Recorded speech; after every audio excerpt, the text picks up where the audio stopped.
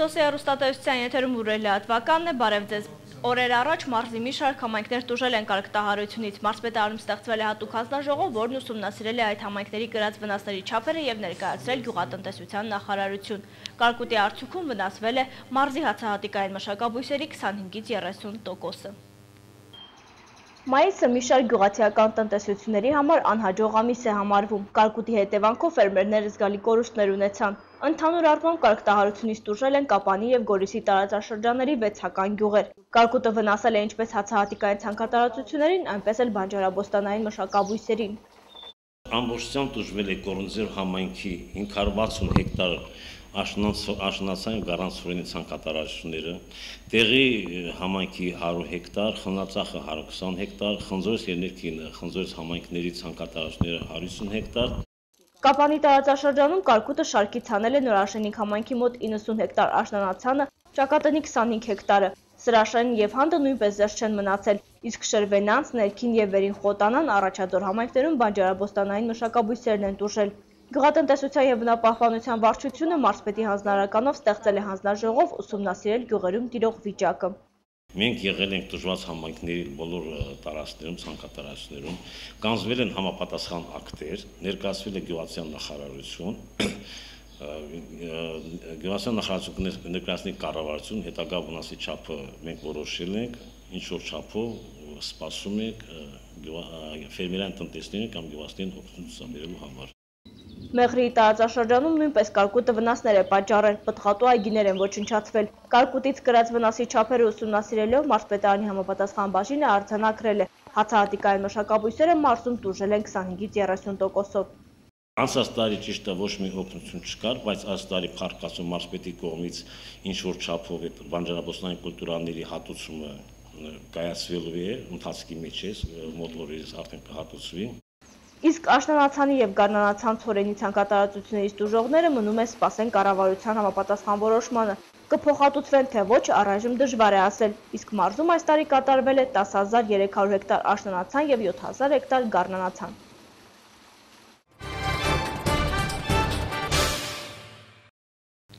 Շահերի պաշտպանության եւ աջակցության կենտրոնը կոռուպցիայի դեմ պայքարի նվիրված ֆլեշմոբ էր կազմակերպել հանրապետությունում։ Յուրաքանչյուր տարածքային շփակ պետք է պատկերեր ոչ կոռուպցիային բառակապակցության մի տառը։ Ֆլեշմոբը նախապես ծրագրված միջոցառում է, որի ժամանակ մարդկանց մի խումբ որևէ հասարակական վայրում մի քանի րոպե ընթացքում կատարում է նախորդ պայմանավորված գործողություններ։ Այս անգամ այսպիսի միջոցառում կազմակերպվել էր Կապանում։ Շահերի պաշտպանության եւ աջակցության կենտրոնի նախաձեռնության նպատակը կոռուպցիայի դեմ պայքարն է։ Ոչ կոռուպցիային, այս բառակապակցության յուրաքանչյուր տառ պետք է պատկերեին տարբեր տարածքային շպակները։ Սյունիքի շպակին բաժանել ընկեր Ն տառը, հասարակական վայր ընտրվել էր Կապանի թիվ 10 միջնակարգ դպրոցը, որի աշակերտներն էլ հենց մասնակցում էին ֆլեշմոբին։ Իրականում որքանով ընկալելի կլինի այս միջոցառումը ազգաբնակության կողմից չենք կարող ասել, իրականում որքանով լուրջ կվերաբերվեն այս միջոցառմանը չենք կարող ասել, իհարկե ցանկալի է, որ սա զուտ, հերթական, հերթապահ մի ակցիա չլինի, ցանկալի է, որ ազգաբնակությունը լուրջ վերաբերվի, բայց ինքներդ էլ եք հասկանում, որ կա ազատ կամահայտնության խնդիր, ազատ ընտրության խնդիր կա այստեղ, ընտրություն ոչ թե այն իմաստով, ինչ որ բոլորս տեսնում ենք, այլ մի քիչ այլ իմաստով, այսինքն մարդկանց գիտակցության մեջ փորձենք արմատավորել այդ գաղափարը։ Կոռուպցիայի դեմ պայքարելու համար նախ եւ առաջ պետք է իմանալ ինչ են իրենից ներկայացնում։ Կոռուպցիան կարելի է այսպես սահմանել՝ իշխանության չարաշահում անձնական օգուտ ստանալու նպատակով։ Կոռուպցիան քաղցկեղի պես մի բան է, որ նախտահարում է ամբողջ հասարակության եւ կառավարության օրգանիզմը։ Նրա տարածած ճյուղերն այնքան արմատական են, որ դրա դեմ պայքարելը Սյունիքի շպակի համակարգող Արշավիր Խալափյանն անպտուղ սիրախաղ է համարում։ Ես չեմ ընդունում կոռուպցիայի դեմ պայքարել հասկացությունը, որտեղ դա Դոն Կիխոտին մեր երջանկայի շատակ հերոսի տարբերակն է դառնում, կռիվ հողմաղացների դեմ։ Ըստ էության, եթե հիշենք ավետարանը, Մանրացյալ Աստծո խոսքերը, սկզբից մեր հոգու տաճարը պետք է կառուցենք։ Ինքնանպատակ պայքարը չի կարող որևէ արդյունքի հանգեցնել։ Մարդկանց ենթագիտակցության, մարդկանց էության մեջ այդ երևույթը պետք է դիտվի որպես մերժելի երևույթ։ եւ բնականաբար դրան այդ ինքնագիտակցության, այդ հանրային կարծիքի, այդ արժեքային համակարգի ձևավորմանը նպաստող բազմաթիվ գործոններ կան։ Թե կոռուպցիայի դեմ պետք է պայքարել, այլ կոռուպցիան ծնող պատճառների դեմ պետք է պայքարել։ Եվ պայքարել սա արդեն այս բառը հոգնեցնում է։ Ամեն դեպքում կոռուպցիայի դեմ պայքարացվածն անպտուղ է, թե ոչ միևնույն է, ինքնին ուշադրություն է գրավում եւ կարելի է հույս ունենալ, որ գոնե հյուրայաչափ կարող է նպաստել հասարակության մեջ այդ արատի վերացմանը։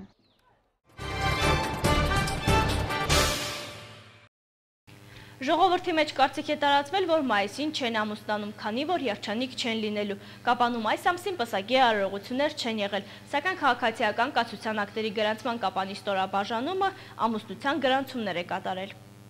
Մայիսին Կապանի Սուրբ Մեսրոպ Մաշտոց եկեղեցում պսակի արարողություններ չեն եղել, հոգևոր հովիվների համար արդեն սովորական է։ Մայիսի մարդիկ չեն ցանկանում ամուսնանալ, կարծում են, որ այն երջանկություն չի բերում, սովորաբար այսպես են մտածում։ Տեր Շիրակ Քահանա Խանոյանը որպես հոգևորական ծառայություն է մատուցում 6 տարի։ Այդ ընթացքում միայն մեկ պսակ է օրհնել Մեղրիում։ Չգիտի ինչու է մարդկանց շրջանում նման կարծիք ձևավորվել, վստահ է միայն, որ ծնոտիապաշտություն է։ Մայիս ամիսը որևէ կերպ կապ չունի պսակադրության կամ որևէ խորհուրդ կատարելու ու չկատարելու մեջ։ Ժողովրդական սովորություն է,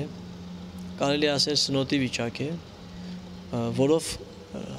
այսպիսի խոսակցություն կա ժողովրդի մեջ, ասում են մայիս, վայիս։ Բայց դա շատ հաճախ կապված է բնության զարթոնքի, բերք ու բարիքի, փթման եւ կամ կլիմայական պայմաններից, որը էապես չի կարող կապված լինել կամ ազդել մարդկային հոգու կամ մարդկային ուրախության։ Ժողովուրդը իրենց բերք ու բարիքի ստացվել չստացվելը այդ միջոցներին են փորձում ապահովել կամ բերք ու բարիքի առատությունը տեսնում են այդ շրջաններից սկսած, մայիսից, հունիսից սկսած, եւ դրա համար մայիսին տեղի ունեցող անձրևները, հորդարատ կարգտահարությունները, վատ եղանակային վիճակները ազդում են, որպեսզի մարդիկ իրենց լավ ու վատը հետագայի համար որոշեն, բայց դա ճիշտ չէ։ Իսկ այն ժամանակ, երբ զույգերը չպետք է ամուսնանան, ցանկանում են, ըստ քահանայի պահոց օրերի ժամանակ հատկապես մեծ պահքի արգելվում է պսակը, չնայած ցանկացողներ շատ են լինում, Վազգեն առաջինի թույլտվությամբ բացառություններ են մտցվել։ Դա արտոնություն էր, ուղղակի արտոնեց, եթե հնարավոր չէ սապել կամ նպատակահարմարություն եղավ մեծ պահքին անել պսակադրություն, որովհետև պատերազմական իրավիճակներ էին սերնդաբանության համար թույլատրեց ամուսնությունը եւ կամ միայն ավագ շաբաթը, որ մեծ պահքի վերջին շաբաթն է, ավագ շաբաթը խստիվ արգելվեց ամուսնություն։ Միայն այդ շրջանին կարելի է, չի կարելի ամուսնանալ։ Ամուսնալուծության եզրին գտնվող ընտանիքներ հաճախ են քահանայի մոտ այցելության գալիս, չի հիշում մի դեպք, որ դժբախտության պատճառը մայիսյան ամուսնությունը լինի, իսկ այդ ամսում ընտանիք կազմած շատ զույգեր գիտի, որոնք երջանիկ ու օրինակելի ընտանիքներ են։ Կարող ենք ամուսնանալ հենց մայիս ամսվա մեջ ավելի երջանիկ լինելու, ուրախ լինելու, Աստծո օրհնությունը ստանալու համար։ Այդտեղ որևէ խնդիր գոյություն չունի։ Ուղղակի ժողովրդի մեջ է նստած այդ երևույթը, այդ իրողությունը, որ մայիս ամսվա պսակները կամ ամուսնությունները լավ չեն լինում կամ դժբախտություն են։ Ոչ։ Ես իմ փորձառության ընթացքին ունեմ մեկ պսակ այդպիսի, շատ լավ, ամեն ինչ լավ, տեղին, Աստծո օրհնությամբ ապրում երջանիկ են։ Իսկ իմ հարազատ բարեկամների հետ կապված ես էլ ունեմ բարեկամներ, ծանոթներ, ովքեր հենց մայիս ամսին են ամուսնացել, շատ երջանիկ ամուսիններ են, ունեն զավակներ, թոռներ, առողջ ապրում են իրենց համար, իրենց ընտանիքի համար։ Ըստ քահանայի մեր ապրելակերպով մենք պետք է ապացուցենք, որ քրիստոնյայինքին հեթանոսական սնահավատություններից կառչելը ճիշտ չէ։ Չնայած եկեղեցում արարողություններ չեն եղել, այնուհանդերձ քաղաքացիական կացության ակտերի գրանցման գործակալության Կապանի տարածքային ստորաբաժանումը 15 ամուսնություն է գրանցել, սակայն առանց հանդիսավորության։ Ըստ տնօրենի նրանք հիմնականում արդեն ապրում էին միմյանց հետ, անգամ ունեին երեխաներ, պարզապես ցանկացել են գրանցել ամուսնությունը։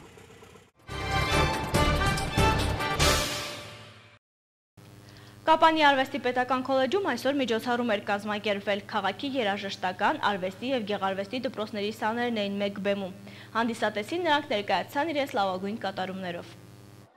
Ուսումնական տարին ավարտվում է և քաղաքապետարանի ենթակայության երաժշտական կառույցները համատեղ միջոցառում էին կազմակերպել։ Արվեստի պետական քոլեջի դահլիճում համախմբվել էին քաղաքի երաժշտական, արվեստի և գեղարվեստի դպրոցների սաները։ Ամեն դպրոցից ընտրվել էին լավագույն աշակերտները։ Ավանդույթ է, որ ամեն տարվա վերջում երաժշտական և արվեստի դպրոցներում կազմակերպվում են հաշվետու համերգներ։ Այս տարի որոշեցինք, որ երեխաների պաշտպանության օրվան նվիրված բոլոր դպրոցների լավագույն կատարողներին հավաքենք և ստուգատեսի նման ինչ-որ մի բան այսպես կազմակերպենք։ Այն աշակերտներին, որոնք հանրապետությունում անցկացված տարբեր մրցույթներում ներկայացրել էին քաղաքն ու իրենց դպրոցի անունը, քաղաքապետարանն իր կողմից նվերներ էր պատրաստել։ Գեղարվեստի դպրոցի 6 սաներ, մասնակցելով մեքսիկան երեխաների աչքերով մրցույթին, Մեքսիկայի դեսպանատան կողմից պատվոգրերի են արժանացել, որոնք ևս հանձնվեցին այս միջոցառման ժամանակ։ Գյումրու միջազգային վերածնունդ և Առնո Բաբաջանյանի 90-ամյակի նվիրված փառատոների մասնակիցներն էլ քաղաքապետի կողմից հուշանվերներ ստացան։ Մասնակցել եմ Առնո Բաբաջյանի ծննդյանը նվիրված մրցույթ փառատոնին, արժանացել եմ դիպլոմի և մարզի լավագույն կատարում մրցանակին։ Այս մրցույթի մասնակցելով ես ավելի վստահություն և փորձ ձեռք բերեցի։ Նման նախաձեռնություններն ուսուցիչների խոսքով ոգևորիչ են և երեխաներին ավելի մեծ եռանդ են ներշնչում։ Ինչ թաքցնեմ, մեծ ուրախություն է, այս պատվոգիրը մեզ պարտավորեցրեց ավելի ու ավելի լավ աշխատել։ Ցանկանում եմ բոլոր ուսուցիչներին այս բերկրանքը ստանալ և ուրախանալ։ Դահլիճում հավաքվածներին իրենց հաշվետու համերգներից բացի քաղաքի երաժշտական դպրոցների սաները ևս մեկ անգամ առիթ ունեցան ներկայանալու իրենց լավագույն կատարումներով։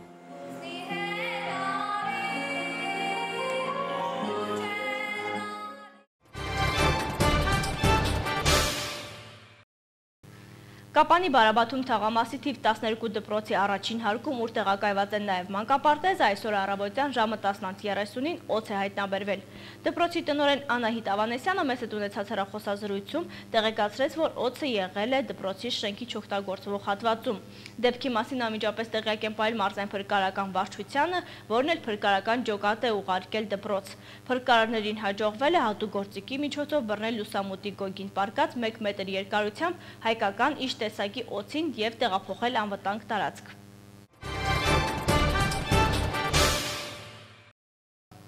Նոր երկրաշարժ, Իտալիայում կան զոհեր և վիրավորներ։ Նախագահական ընտրությունների առաջին փուլի արդյունքները նոր անկարգությունների պատճառ են դարձել Եգիպտոսում։ Թողարկման միջազգային լուրերը։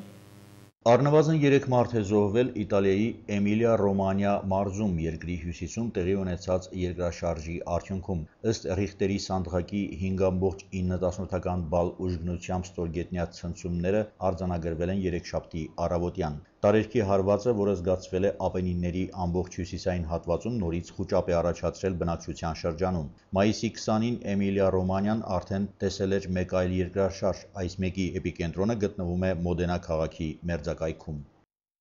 Նախագահական ընտրությունների առաջին փուլի արդյունքները նոր անկարգությունների պատճառ են դարձել Եգիպտոսում։ Արդյունքների հրապարակումից անմիջապես հետո հրկիզվել է նախագահի թեկնածուներից մեկի Ահմեդ Շաֆիկի Հոսնի Մուբարաքի ժամանակվա վերջին վարչապետի շտաբ բնակարանը։ Մուսուլման եղբայրներ շարժման ներկայացուցիչ Մոհմեդ Մուրսիի հետ նա դուրս է եկել ընտրությունների երկրորդ փուլ։ Շաֆիկի կողմնակիցները շենքի մոտ են եկել այն ժամանակ, երբ անհայտ հրկիզողները արդեն լքել էին միջադեպի վայրը։ Միևնույն ժամանակ հանրահայտ Թահրիր հրապարակում կրկին հավաքվել են հազարավոր ցուցարարներ։ Նրանք պահանջում են չեղյալ համարել քվեարկության արդյունքները, ըստ որոնց, ինչպես հայտարարել է նախագահական ընտրությունների հարցերի բարձրագույն հանձնաժողովը, իսլամիստների առաջնորդը 1%-ով ավելի ձայն է հավաքել նախկին նախագահ Մուբարաքի զինակցից։ Դրա հետ մեկտեղ Եգիպտոսի ընտրական հանձնաժողովը մերժել է ընտրությունների առաջին փուլի օրինականությանը վերաբերող բոլոր բողոքները, իսկ հանձնաժողովի ղեկավարը անցած քվեարկությունը համարել է ժողովրդավարական և թափանցիկ։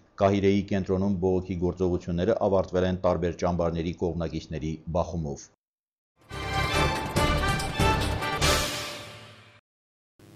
Այս ժամի համար նախատեսել ենք այսքան, ծանոթացեք նաև եղանակի տեսությանը, ցտեսություն։